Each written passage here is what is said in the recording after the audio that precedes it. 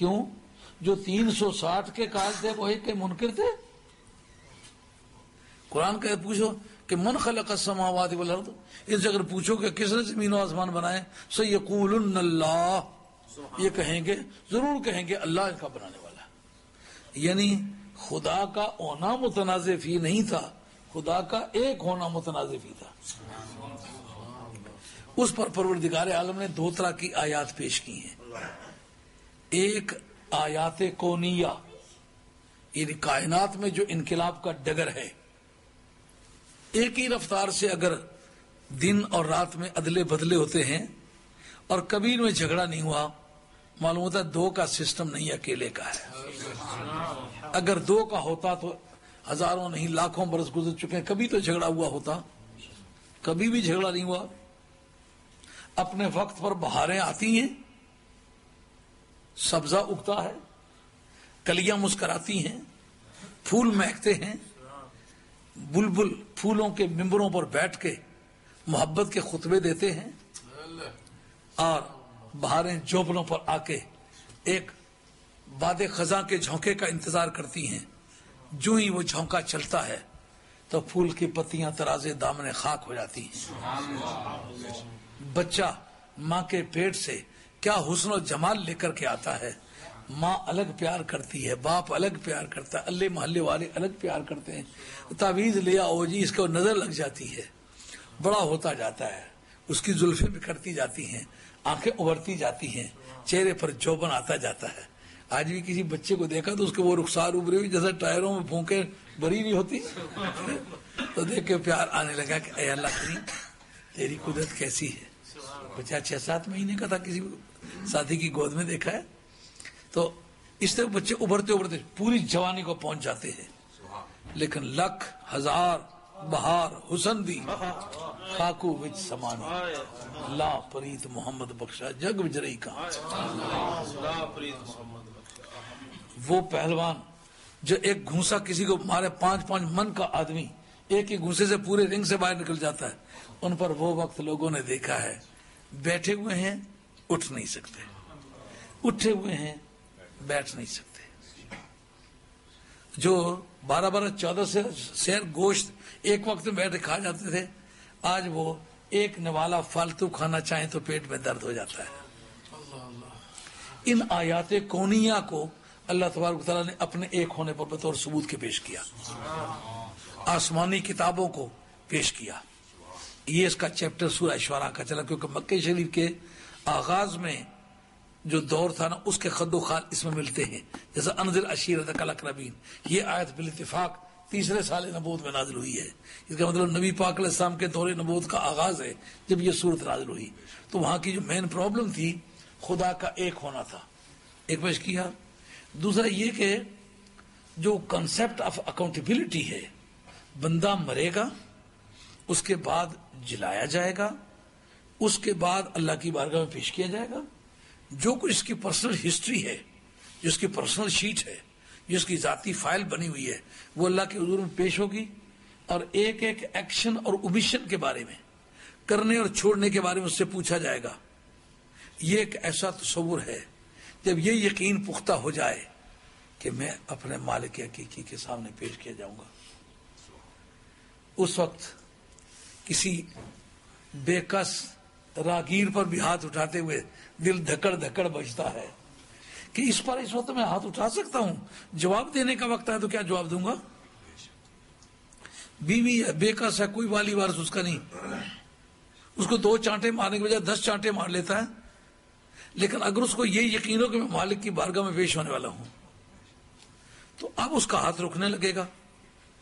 بیوی ہے، کوئی بدی کرنے لگی ہے، سمجھتے میرا خامد کون سا دیکھ رہا ہے، لیکن اس کو یہ یقین جب آ جائے کہ میں تو ابھی مالک کی بارگاہ میں پیش ہونے والی ہوں، مجھ سے تو پوچھے گا کہ تم نے یہ خیانت میری بارگاہ میں بھی خیانت کی ہے، خامد کے بارے میں بھی خیانت کی ہے، کیا جواب دوں گا؟ تو قیامت کا یقین ایک ایسا پہلا اور بنیادی مسئلہ تھا کہ پیغمبر کی شان کے لائق یہ بات تھی کہ قوم کے دل اور دماغ میں اس مسئلے کو اچھی طرح جما دے تاکہ رات کی تنہائیوں میں آدمی کا ہاتھ عمل بد سے رک سکے. کسی کی غیر حاضری میں اس کے بارے میں جھوٹی بات کرنے لگے، زبان اس کی رک جائے. رشوت لینے لگے، اکیلے میں کوئی رشوت دیتا ہے، کوئی سامنے نہیں ہے، لیکن وہ سمجھتا ہے جس نے مجھ سے پوچھنا ہے اس سے تو کوئی چیز پنہا ہے ہی نہیں، اس سے تو کوئی مخفی چیز ہے ہی نہیں. اس اکاؤنٹیبلٹی کا قیامت کے میدان میں، یعنی دنیا میں سے جا کے مرنے کا تو سب کو یقین تھا، لیکن مرنے کے بعد اٹھائے جانے کا اور پوچھے جانے کا، سزا اور جزا ہونے کا یقین آل مکہ کو نہیں تھا. اب ان کو یہ یقین دلانے کے لیے وہ چیپٹر چھیڑے گئے. کون سے؟ حضرت ابراہیم علیہ السلام کا قصہ، نوح علیہ السلام کا قصہ، ہود علیہ السلام کا قصہ، لوط علیہ السلام کا قصہ، صالح علیہ السلام کا قصہ، موسیٰ علیہ السلام کا قصہ. یہ اس صورت کے بنیادی جو لیکچر تھے، خطبے تھے، وہ یہ تھے. اس سے کیا مراد تھی؟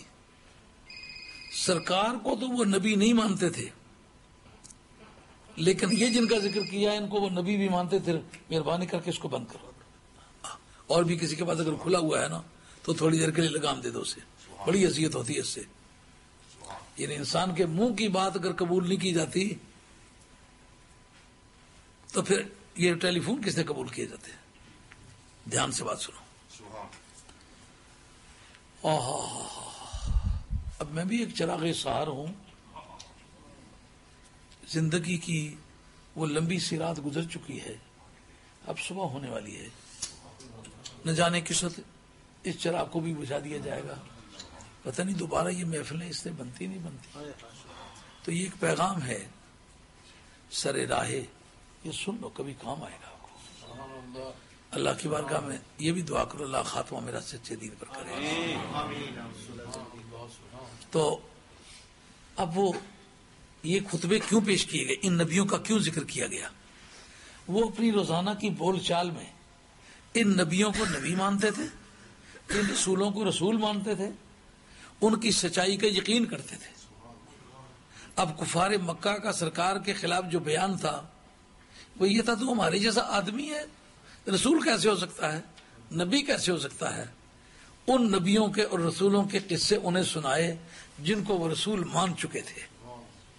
یہ ایک آرگیومنٹیٹو وے ہے، ایک فن مناظرہ، جدلیات کا یہ چیپٹر ہے.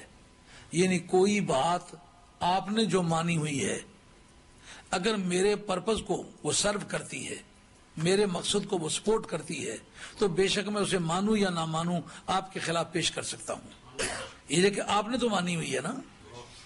اب سرکار دو عالم علیہ السلام نے ان نبیوں اور ان رسولوں کے قصے چھیڑے جن کو انہوں نے اپنے طور پر نبی اور رسول مانا ہوا تھا. کہا کہ جس طرح تم مجھے کہتے ہو ہمارے جیسا تو بشر ہے، اسی طرح ان نبیوں اور رسولوں کو جن کو تم نے رسول مانا ہوا ہے ان کو تمہاری طرح کی بولی بولنے والے کفار نے یہ کہا تھا کہ تو ہمارے جیسا ہی بشر ہے. اگر یہ کوئی خوبصورت بات ہوتی، کوئی صحت مند بات ہوتی، کوئی کام کے اور ٹھکانے کی بات ہوتی، ان کو پروردگار عالم اپنی رحمتوں سے نوازتا، ان پر اللہ تبارک و تعالیٰ کی بے پایاں رحمتیں ہوتی. اگر ان پر پتھروں کی بارش ہوئی ہے، ان پر آندھیاں چلی ہیں، ان کو چنگاڑوں نے ان کے سینے پھاڑ دیے ہیں، ان پر سیلاب اور فلڈ آئے ہیں، ان کا خاتمہ ہو گیا ہے، ان کے تختے زمین سے اٹھا کے آسمان کے قریب لے جا کے زمین پر الٹا انہیں پھینک دیا گیا، اوپر سے پتھروں کی بارش ہو کے ان کی ہڈیوں کے ذرے بھی جو ہے بکھیر دیے گئے. اچھی کوئی بات کرتا ہے تو انعام ملتا ہے، بری بات کرتا ہے تو سزا ملتی ہے. یہ جو تم بولی بولتے ہو یہی بولی انہوں نے بولی تھی. اگر یہ بولی صحت مند ہوتی تو ان پر پروردگار کے انعامات ہوتے ہیں. پروردگار کے انعامات ہونے کے بجائے پروردگار کی طرف سے انہیں سزا ہوئی ہے. معلوم ہوا یہ بولی کوئی صحت مند اور کارآمد بولی نہیں ہے. اگر تم آج یہ مانتے ہو وہ جو جن کا ذکر میں نے کیا ہے وہ پیغمبر تھے اور ان کے منکر کافر تھے، تو اب تم دیکھ لو وہ پیغمبروں والی بولی کون بولتا ہے؟ وہ میں بولتا ہوں. کافروں والی بولی کون بولتا ہے؟ وہ تم بولتے ہو. اب نتیجہ کیا ہے؟ میرا انجام وہ ہوگا جو پہلے پیغمبروں کا ہوا ہے، تمہارا انجام